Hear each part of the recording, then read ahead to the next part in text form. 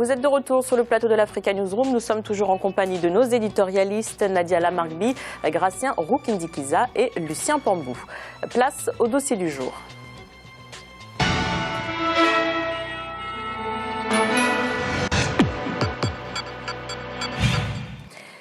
Des infrastructures économiques inadéquates et insuffisantes sont parmi les facteurs qui représentent les obstacles à la croissance de la Guinée-Bissau. Si les dirigeants politiques s'accordent sur la nécessité d'investir dans le développement de la gestion des infrastructures de transport, d'éducation et sanitaire, la question de leur optimisation se pose. Un reportage d'Elan Ndiaye, notre envoyé spécial en Guinée-Bissau. Depuis 2012, la Guinée-Bissau s'est résolument orientée dans une dynamique de mise à niveau de ses infrastructures structurantes. En relation avec sa forte volonté de promouvoir les investissements privés nationaux et internationaux, le pays s'est engagé à réaliser des projets d'infrastructures suivant des schémas de partenariat public-privé. La Guinée-Bissau, pays de l'Afrique de l'Ouest avec une superficie de 36 125 km², a connu depuis le conflit armé de 1998 une régression sociale caractérisée par la non-satisfaction des besoins de base de sa population. À cette situation s'ajoute le manque d'infrastructures économiques adéquates. La guerre civile a aussi engendré de nombreuses destructions, notamment des équipements collectifs. Les besoins de reconstruction, de réhabilitation, de construction d'infrastructures et de bâtiments sont considérables. On ne peut pas dire que la Guinée-Bissau, c'est un pays sans infrastructure. Si on regarde le domaine des télécommunications, les télécommunications marchent à Bissau aussi bien que dans n'importe quel pays africain, tant au niveau de la qualité de service qu'au niveau des prix. Donc les télécommunications sont des services accessibles aux populations. Mais quand on regarde par exemple le transport maritime, le transport terrestre, le transport aérien, ah oui, là il manque beaucoup d'infrastructures dans ce domaine. C'est un service où il y a beaucoup de choses à faire. Après plusieurs années de conflit, la Guinée-Bissau est entrée dans une nouvelle ère depuis les élections de 2005. Cependant, l'État ne dispose pas des ressources suffisantes pour lancer les grands chantiers nécessaires au développement du pays. En cause, l'état des finances publiques et surtout le niveau d'endettement. Pour les infrastructures, tout le monde sait qu'il faut mobiliser des grands fonds.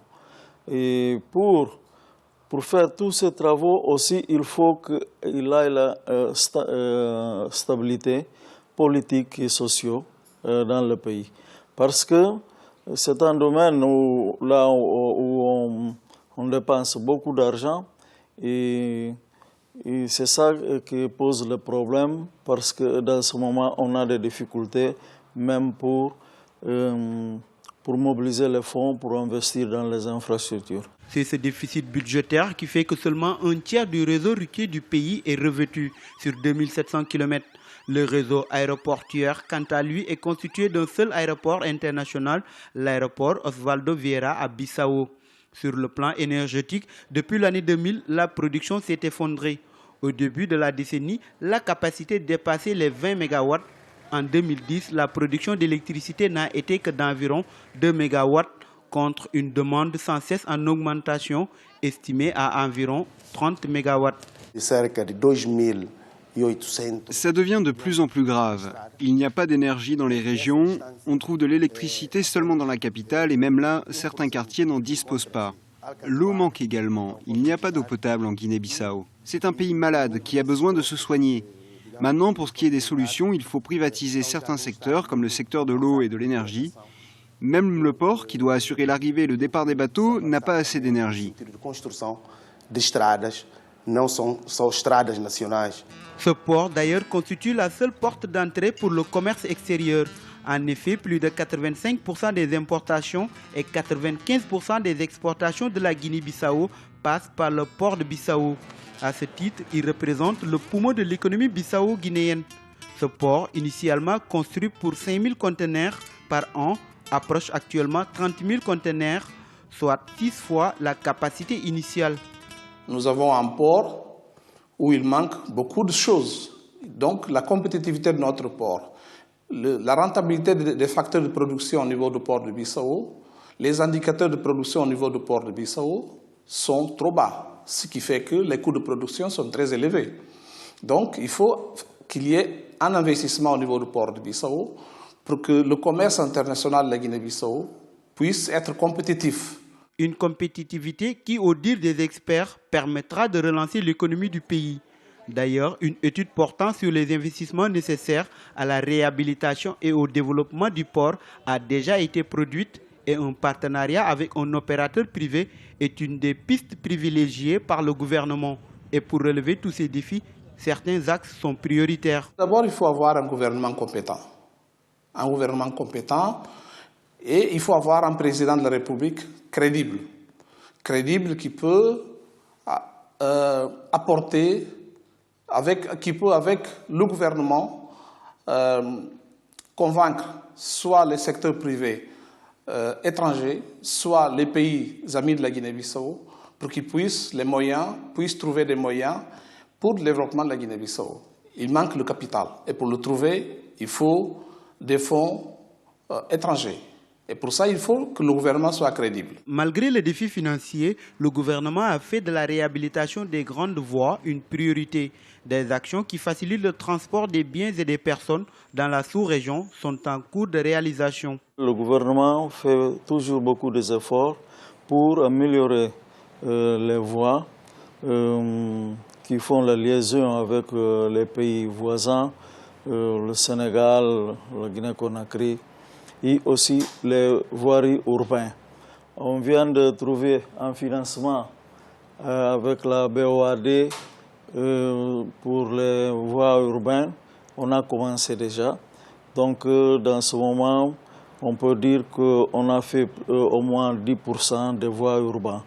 On a terminé la route Mansoua-Faring qui fait la liaison avec le Sénégal. Et on a construit aussi le pont de San Vicente qui fait la liaison avec le Sénégal en passant pour Ziguinchor. L'un des traits marquants de la fragilité en Guinée-Bissau est l'incapacité du budget de l'État à assurer les investissements publics dans les infrastructures, ce qui affecte négativement la compétitivité de l'économie. Autre particularité de ce pays qui se repositionne, c'est le financement des programmes d'investissement public par l'aide extérieure à hauteur de 95%. En effet, le programme d'investissement public est financé par l'aide extérieure. À cet égard, l'intervention des partenaires techniques et financiers dans les infrastructures et dans la gouvernance économique permettra au pays de mieux faire face aux investissements publics dans les infrastructures et de réduire la fragilité dans ce domaine. Alors on a entendu un ancien ministre dire qu'on ne peut pas dire que la Guinée-Bissau est un pays sans infrastructure. Quelle est votre analyse, Lucien? Sandra, quand on regarde le dossier, il est relativement clair à la fois sur le diagnostic bilan de ce qui se passe. Quand on écoute M. Vicente da Costa Blouté, effectivement, il met en lumière un certain nombre de dysfonctionnements, les enjeux et ce qu'il faudrait faire.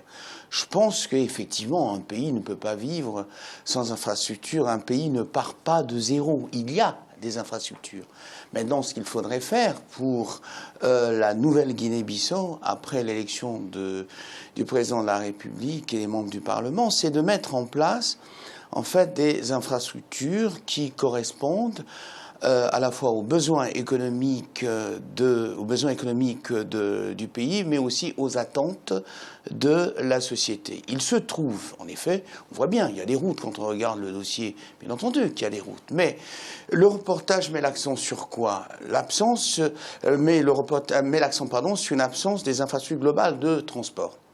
De transport, bien entendu, transport, alors on peut décliner ce type de transport, ces infrastructures aéroportuaires, le rail, bien entendu, la route et un certain nombre d'infrastructures de type sanitaire, de type, je dirais, économique. La Guinée-Bissau ne part pas de rien. Contrairement à ce que l'on peut penser, parce que c'est un pays qui a connu 10 présidents, quasiment, qui sont plus ou moins allés jusqu'à la fin de leur mandat ou qui ont été tués depuis l'indépendance 1974. Il y a eu des tentatives de mettre en valeur les infrastructures. Il y a, en 2001 ou 2002, je pense, une lettre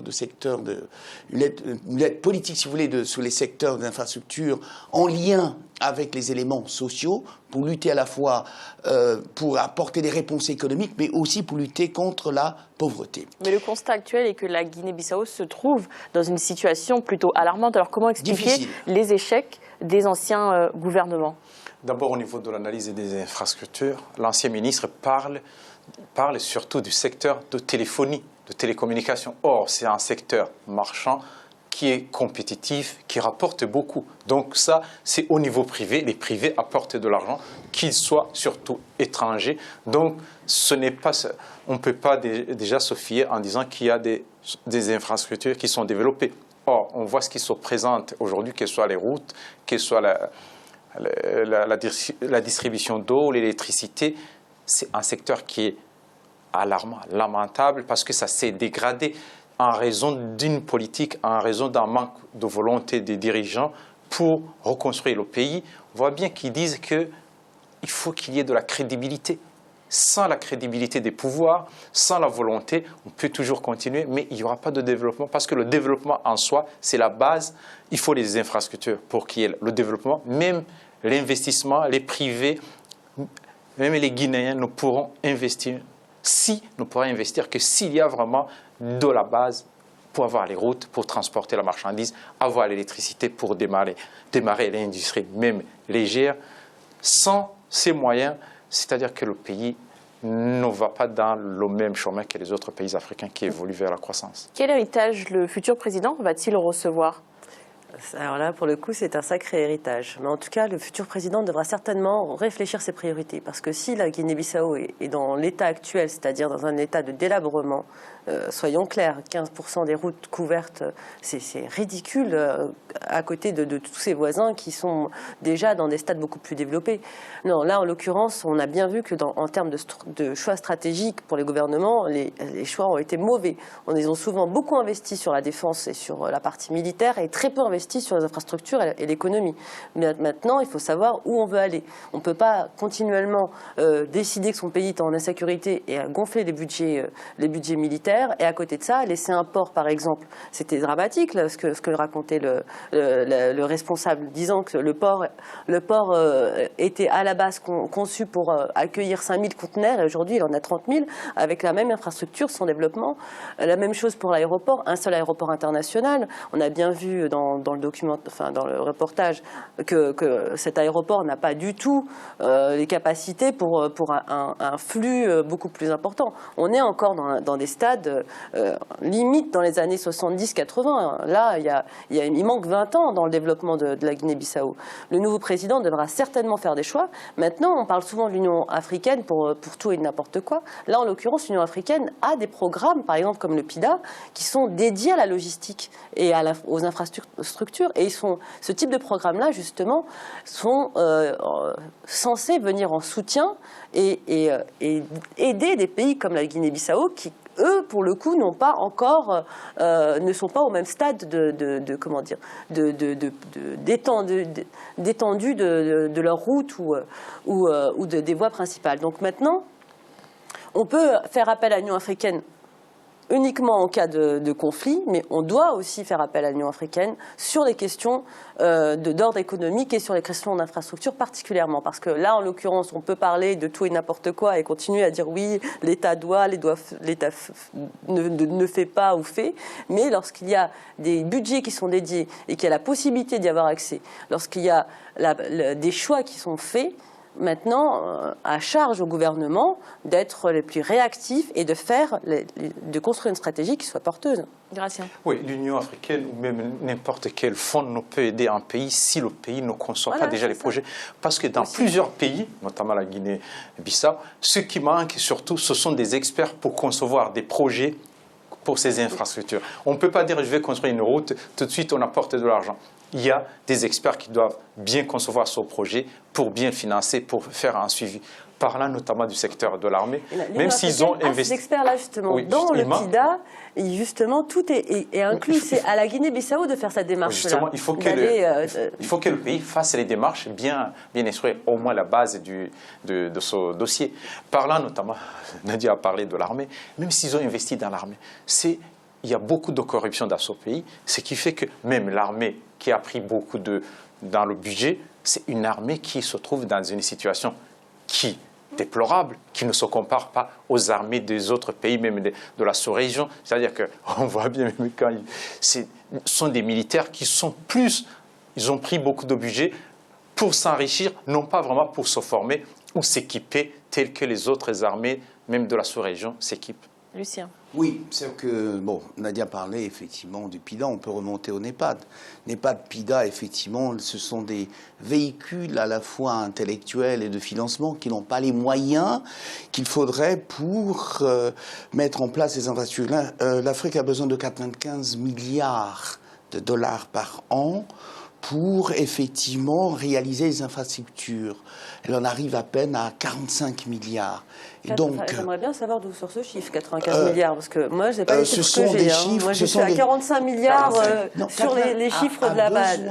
Oui, c'est bien ça. Par an. Oui, sauf a besoin par an de 95 milliards.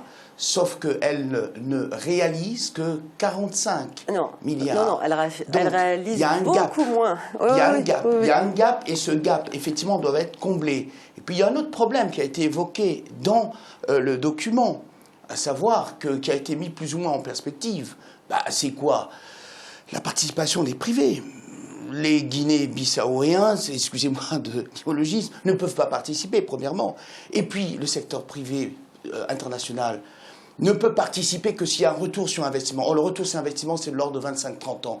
Quelle est cette structure, à moins d'apporter effectivement d'autres éléments effectivement de débat, de complément, quelle est cette structure privée qui va investir à fond perdu globalement? Donc, la question fondamentale de l'Union africaine, c'est que l'Union africaine, très bien, le NEPAD, très bien, le PIDA, très bien. Ce sont des éléments, les pays africains. Nous sommes, comme Madame Nkosazana Dlamini-Zuma pour l'agriculture en 2063, très bien, on fixe des perspectives. Le NEPAD avait été monté par Obasanjo, Bouteflika et les autres. Regardez aujourd'hui le NEPAD, on a beaucoup de mal à apporter des réponses concrètes aux problèmes de financement des infrastructures en Afrique. Et la plupart des pays africains qui tous les jours glosent sur l'intégration régionale, bien entendu en mettant l'accent sur les infrastructures, ne le font pas. Ils le font d'abord eux-mêmes dans leur propre pays. Ce sont des débats. Juste pour dire que le retour sur investissement Guinée-Bissau, c'est comme dans les autres pays, n'est pas vraiment un élément qui freine, disons, les investisseurs étrangers, parce que le retour, en principe, c'est un pays qui a des potentialités. Au niveau notamment de l'agriculture, on peut développer aussi du tourisme, il y a des îles, on peut développer beaucoup le transport, on peut développer le port. Pour les privés, on voit bien des compagnies que je ne vais pas citer, des sociétés françaises que je ne vais pas citer, qui ont des ports, qui entretiennent bien les ports. C'est parce qu'il y a un retour. C'est surtout au niveau des investissements en Afrique, c'est surtout la stabilité politique, la sécurité et la sécurité juridique et financière d'un pays qui font que les investisseurs viennent, quel que soit l'investissement, le retour. Les gens qui ont de l'argent, ils savent bien comment récupérer d'une façon ou d'une autre. Tu peux être stable et puis tu n'investis pas tant que tes potentialités intellectuelles et économiques ne sont pas au point, Gracia. On peut trouver des cadres qui viennent d'autres pays. Mais pour construire, il y a les Burkinabés. Pour vraiment revenir à des choses plus, on va dire, plus pragmatiques, dans le sens où quels sont les pays qui ont vraiment, en Afrique, qui ont vraiment développé leur infrastructure? Ces pays-là, vraiment, ont tous eu la même démarche. C'est-à-dire que ceux qui ont développé les infrastructures, et je pense justement à l'Éthiopie qui a fait des efforts énormes tout récemment, ont pu le faire grâce à quoi? Grâce à l'arrivée des Chinois. On peut critiquer les Chinois tant qu'on veut, c'est grâce à l'arrivée des Chinois et au fait qu'ils aient pris ces marchés pour 3 fois rien, il faut le dire, pour très peu, parce qu'à côté de ça, ils ont pris d'autres marchés qui étaient plus juteux. Ils ont accepté de sacrifier sur les infrastructures pour pouvoir justement avoir la gestion de certaines mines, pouvoir utiliser les matières premières dans d'autres secteurs. Donc clairement, c'est l'arrivée des Chinois sur le secteur des infrastructures qui a permis le développement des routes et des ponts en Afrique. Et clairement, je pense qu'il y a très peu de personnes qui seront capables de dire le contraire. Maintenant, la Guinée-Bissau, c'est vrai que pour le moment, n'intéresse pas vraiment les Chinois, combien même c'est une porte sur l'océan, combien même ils ont un accès direct à la mer et que ça pourrait être un chemin intéressant pour eux à exploiter. Maintenant, à eux de trouver d'autres partenaires qui soient peut-être pas aussi peu cher, entre guillemets, que les Chinois, mais qui ait aussi un intérêt à travailler sur le secteur des infrastructures. Racine, en deux mots pour conclure. Oui, je suis très critique pour les investisseurs chinois, surtout les Chinois, notamment en Éthiopie, parce que l'Éthiopie a commis une erreur au départ. Elle a elle a laissé à la disposition des Chinois des grandes étendues de terre. C'est une réalité sur les infrastructures. Oui, ça s'est passé justement on peut critiquer, mais en fait, c'est une réalité que les Chinois construisent des routes en les Afrique. Éthiopiens avaient des problèmes de famine au moment où les Chinois récoltaient beaucoup. Le pays qui produit beaucoup et en même temps les gens qui n'ont pas assez à manger. Donc il y a un problème aussi de l'échange. Ce n'est pas les Chinois qui ont acheté les terres en Éthiopie. Les Chinois, si, il y avait les Chinois. Les Chinois aussi. Les Chinois avaient des terres. C'est pas eux qui ont. Les Chinois avaient des terres en Éthiopie. Merci. Voici le rappel des titres évoqués un peu plus tôt dans cette émission. Nouvelle loi électorale en Tunisie. Elle a été adoptée ce jeudi par l'Assemblée nationale constituante. Elle devrait notamment permettre la tenue d'élections législatives et présidentielles cette année 2014. Et puis les opposants au régime égyptien et la communauté internationale dénoncent avec fermeté la décision de la justice égyptienne de condamner à mort près de 700 partisans des frères musulmans, un système judiciaire qui estime que les décisions rendues sont légitimes. L'Africa Newsroom continue après la pause à suivre notre volet économique. A tout de suite.